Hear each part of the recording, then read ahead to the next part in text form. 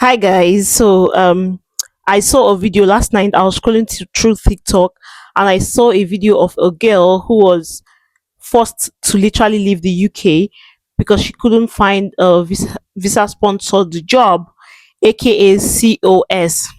So I saw this video on TikTok and she added a link to our channel and I had to go to her YouTube channel to check it. By the way, her name is Deborah Bombs. Yeah, I think I'll include a link to her channel in the description box. Yeah, so that you can actually watch this video. It's a very heartbreaking video.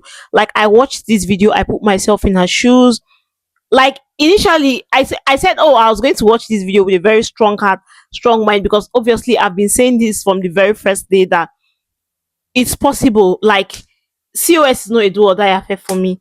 I'll try to get it. I'll do my best to get it. But if it doesn't work, I go still go home. I said I was going to watch this video with a very open mind, with a very strong heart. But you guys, more at some point, I broke down because, bro, the UK is not smiling this period. Like the UK is not smiling this period. And if you are currently a student, you should actually be thinking of a plan B, a plan C, a plan D.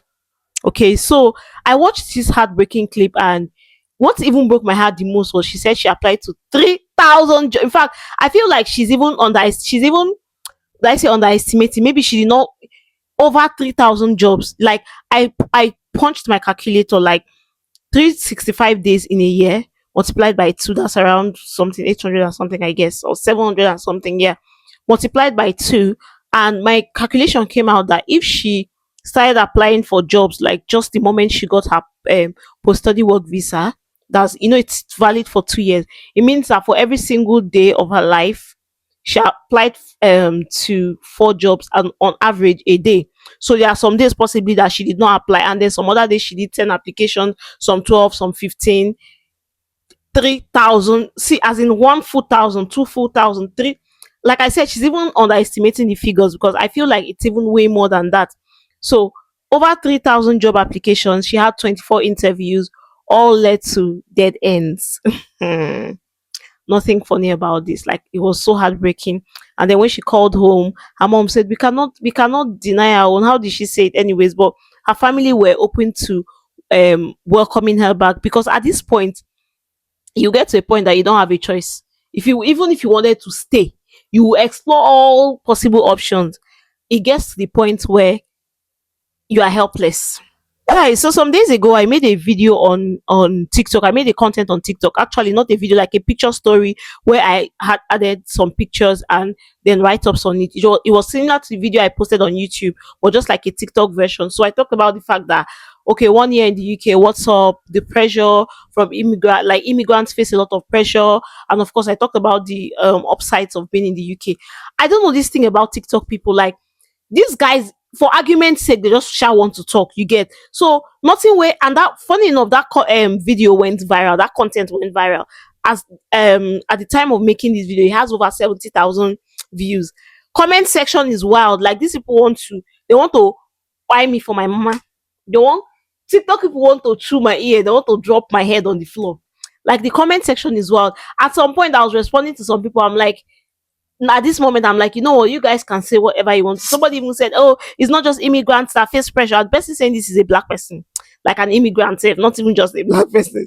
Like it's not only immigrants that face pressure, even citizens face pressure. I'm like, what are you saying? We are talking of a different kind of pressure. There's no how you want to face pressure as a citizen compared to what an immigrant would face. Like I keep saying this over and over again. If your visa is tied to an employer, your life definitely, like, depends on that employer. If they pack up for business, if they're no longer in business, if they no longer make profit, they'll tell you, oh, don't be angry, we can no longer sustain this business, leave. You have a few days to get another sponsorship, or you leave the country. If you're a student visa, of course you know that. If you're a student visa holder, of course you know that after that you go to PSW, and from PSW you're not even guaranteed of sponsorship afterwards. So the only surest way is being a citizen or ILR. This guy come, they follow me, they talk, they argue, say citizens also go on pressure. People who are on benefits, if you don't have a job, you're on benefits until you get a job. Even if, God, God, I don't. Sometimes you just leave people to their argument and all, but the comment section was wild. I just feel like there's thing about TikTok that once you say something, there's just always the need for someone to argue. There's always the need for someone to debate, even when the facts are out there, even when it is obvious. And then what even they bust my brain is the people with fake account, like everybody, like literally half of users on TikTok have fake accounts. Now, fellow Nigerians will create fake accounts use and they throw you. They tell you, say, come back home, come back home. Most of the people typing there, come back home. I'll go to their profile. It's a fake account. They do not exist. So there's no point responding to them. You guys, it was wild. It was really, really wild. Guys, mind you, this lady, Deborah, mind you that she's just one in thousands of others. It's so common that people finish their post-study work visa and they just go back to Nigeria. They can't find jobs, they can't find COS, they can't find any other means to stay back in the UK. It is so bad that it is so common. In fact, anywhere you go, you see somebody say, oh, my visa expires next week, I'll leave next week. My visa expires next month, I'll leave next week. My visa expires in 2 months, I'll leave immediately after that. It's a normal conversation. You know the way you're in Nigeria, oh, I'll jump out to the UK next month. That's how it is now. It is so normal that when more people who are in the UK keep talking about these things, if you're planning to come to the UK, you start feeling discouraged, like, oh, what's the need of coming? What's the point? You get it is a normal conversation. Even my flatmate will say, oh, one of my friends, his visa will soon expire, he'll come back to Nigeria soon. Now talk where they talk normally. Like they call them like more like beer parlor talk. But you don't get a lot of people saying it, because if I come here every day to say, oh, COS is hard to get, oh, COS is impossible to get, oh, people will say, oh, why do I need to come to the UK? On the other hand, the trolls will come and say, oh yeah, you come back now. Why do you keep discouraging people? They'll say, oh, as a Nigerian, Nigerians in the UK don't want more people to come. This and that. Why do you keep discouraging people? If the country is that bad, if it's that hard, why not come back? You get, but people don't really talk about it. Mind you, like I said, she's just one in thousands of others spoke up. There are many others that would, because of the shame, it feels like a shame, feels like a shameful thing. It feels really embarrassing to just go back, especially when you are not prepared. It's why I keep saying, as you are looking for COS, as you are looking for other means to stay, bear it in mind. Like if on the right side of your brain you're thinking, oh, how do I stay back in the UK, how do I do this, how do I get COS, how do I get alternative visas? On the other part of your brain, start thinking, if I go back to Nigeria, what kind of business would I do? What part of the city would I live? What kind of job should I be looking for? What kind of places, what kind of houses do I want to rent? Start planning for both. I believe in faith. I'm someone that likes, like, I have strong faith. Oh, if it's faith, I get faith. I have faith. But am I oblivious of my reality? Never. No, never. It cannot happen. I do know that by God's grace, I would apply to a job and I probably would get sponsorship. By God's grace, it would happen. But I'm still putting, but you know, when they say faith is a substance of sin, not a substance of things not seen. Sorry, no verse. I don't know how they talk about.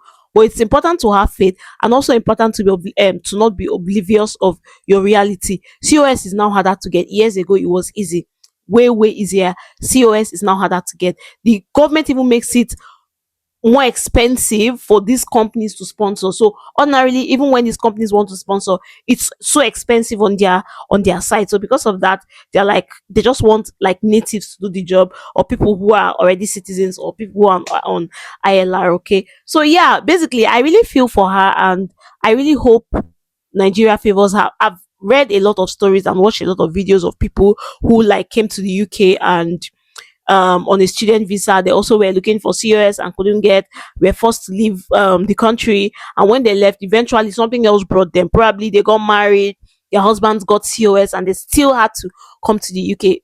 Regardless, it's still a win-win. Okay, so I don't think Nigeria is so well. Everybody with their own, anyways. But I feel like I'm someone, I always believe that if you would be successful, you can do that in the UK, you can do that in Nigeria, you can do that in any part of the world, in Africa. You really do not have to be in the West or in Europe, okay? So there are so many millionaires in Nigeria, there are so many billionaires in Nigeria that are doing well for themselves.